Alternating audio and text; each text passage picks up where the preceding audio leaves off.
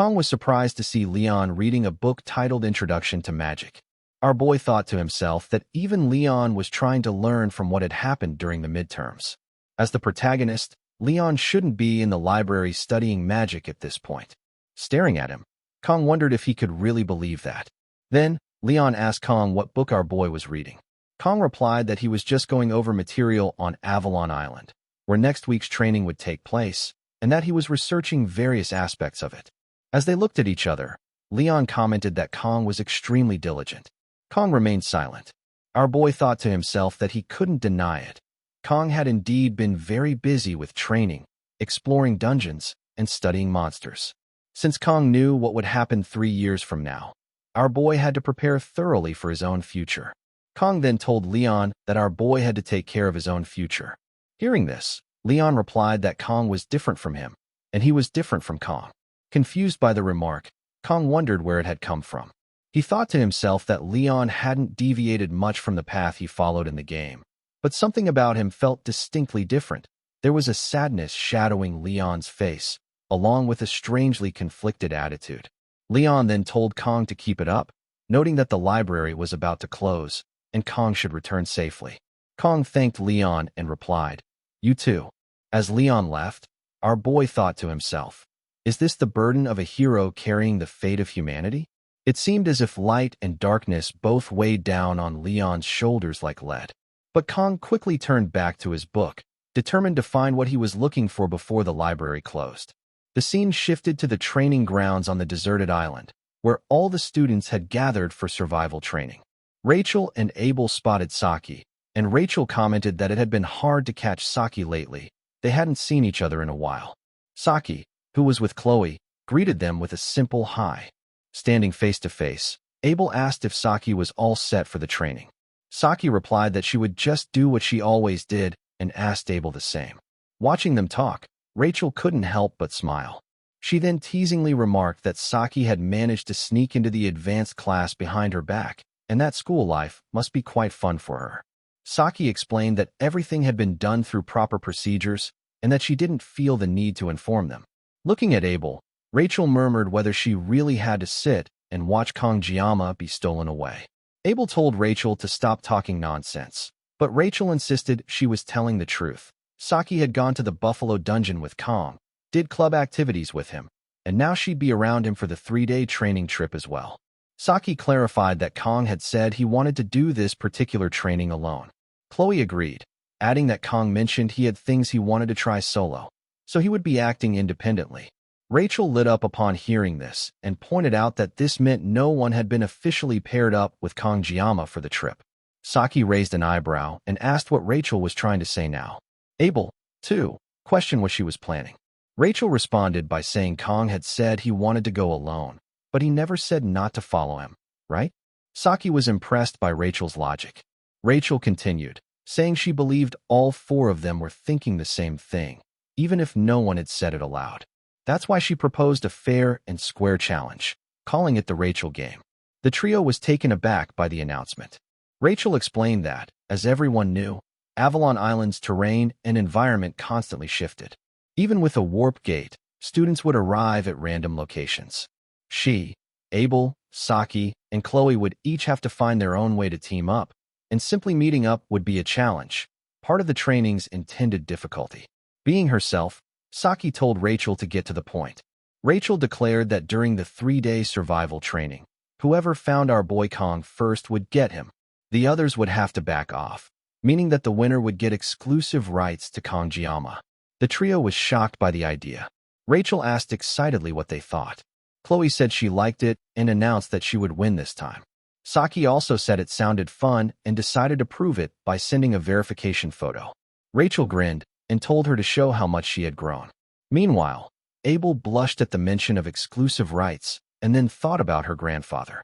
Rachel asked if Abel was in too. Abel apologized and stated she didn't have time for such petty games and would not participate. Rachel nodded and said the rest of them would proceed without her. As Abel walked away, Rachel noted that Abel had been busy with special training lately. Chloe commented on Abel's diligence. On the other hand, we see our boy, who is also there. Kong states that he feels tired, having been holed up in the library all night. Fortunately, our boy had already noted everything Kong needed in his phone, which included a reminder that the headmaster said the island wasn't classified as a monster zone. Those students should still bring light equipment. Among the gear listed were 24 sashimi knives from Daeso, our boy's secret weapon. Just then, Kong received a message from media asking whether our boy had packed medicine and clothes. Smiling, Kong muttered that media was like a real mom, or maybe even a grandmother. As the instructor began calling out student names, Kong realized it was time to depart. He suddenly remembered what the academy's security guard had told him about a female instructor, someone with purple hair and eyes, fairly tall, and possibly dangerous. Our boy didn't know the instructor's true intent, but if she were targeting Kong, this deserted island training would be the perfect opportunity. The island's constantly shifting terrain made cleanups easier. Of course, Kong also knew that the same logic could be applied in reverse, for our boy's benefit. While Kong didn't like using his blade on people, he certainly wasn't about to let himself die. Come to think of it, Kong recalled that Batten had drawn a sketch of the mysterious instructor. Our boy examined the drawing, but when he looked around, he noticed that most of the female instructors had purple hair. With a sigh, Kong thought to himself that Batten's drawing didn't help at all. How was Kong supposed to identify anyone with that vague sketch? At that moment, Siegfried entered wearing a vacation shirt, accompanied by Abel. Siegfried commented that Kong hadn't been slacking off in training lately. Abel appeared surprised to see Kong. Siegfried went on to say that when great talent is paired with hard work, the results don't just add up, they multiply. But even then, the body needs rest to endure. So he encouraged Kong to enjoy the training as much as our boy could. Kong thanked him and replied that he hoped Siegfried landed a big catch too. Hearing this, Siegfried chuckled, calling the remark clever, then thanked Kong and left. Watching him go, Kong thought to himself that Siegfried actually seemed kind of cool. But then Abel stared silently at Kong before walking away without a word. Seeing that, Kong thought Abel should lighten up a little, especially since Abel would probably have a boyfriend soon anyway. Suddenly, Saki crept up behind Kong, intending to scare him. Just as she was about to scare him, our boy's instincts kicked in and Kong flicked her forehead, completely shocking her. Angry, Saki complained that she was just trying to joke around because she was bored, and now Kong had hit her. She added that it hurt. Kong smiled and explained that he'd sensed a presence and reacted instinctively. He apologized, but Saki, still irritated, told him her forehead wasn't a punching bag. She had come just to wish Kong good luck on his training.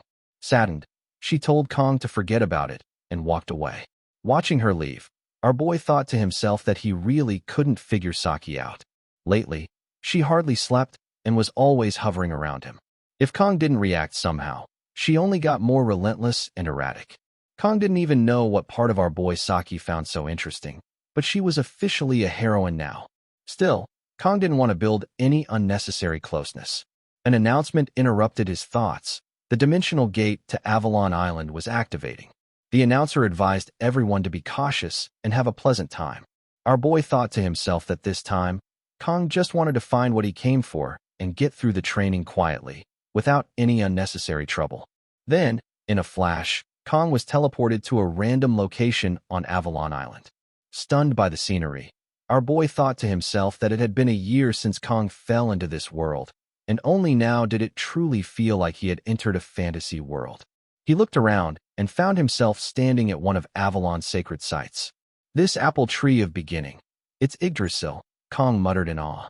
Right then, a loudspeaker echoed across the landscape. The deserted island survival training begins now. Our boy decided to save sightseeing for later. Right now, he wanted to see if Kong could find a new blessing.